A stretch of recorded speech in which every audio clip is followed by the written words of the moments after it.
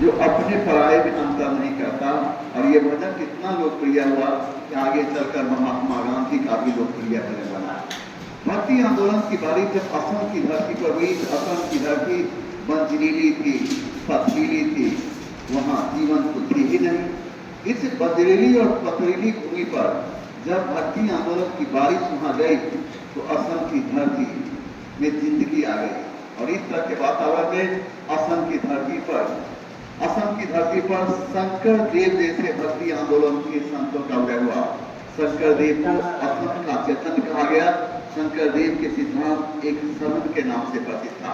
जब कोई इंसान स्नान करने के लिए कपड़ा खोलता है तो उसके शरीर में पानी का बूंद मारेंगे तो शरीर सुखा लेता है, नहीं। जब उसी इंसान को पानी पूरी तरह भिगा देते हैं तो फिर पानी में भीगना पसंद करता है।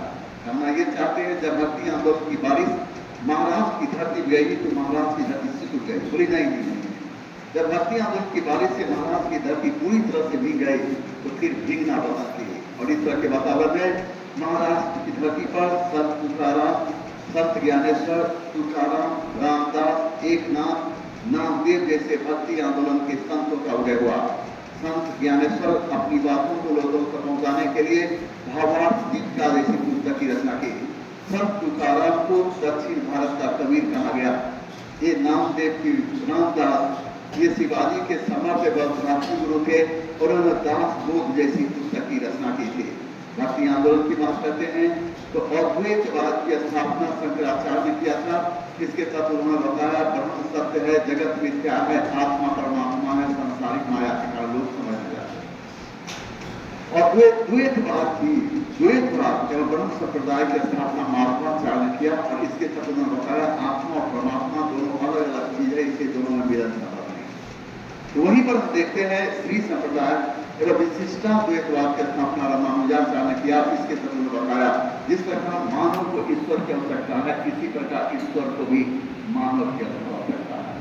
तो वहीं पर हम देखते हैं द्वैतवाद की स्थापना निम्बार्काचार्य ने किया और इसके तत्व उन्होंने बताया कि द्वैतवाद की स्थापना निम्बार्काचार्य ने बताया, द्वैतवाद की स्थापना निम्बार्काचार्य ने किया था। इसके तत्व ने बताया कि आत्मा एवं परमात्मा दोनों अलग अलग चीज है और दोनों की बात है तो दोनों का मिलन संभव नहीं है।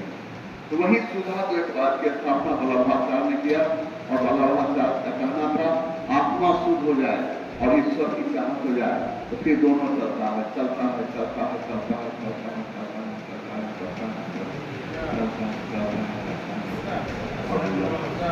जैसे मिलता है इंसान को मोक्ष की प्राप्ति। इस प्रकार भक्ति आंदोलन की बारिश में समाज की दशा ही नहीं दिशा भी कर, ठीक है। तो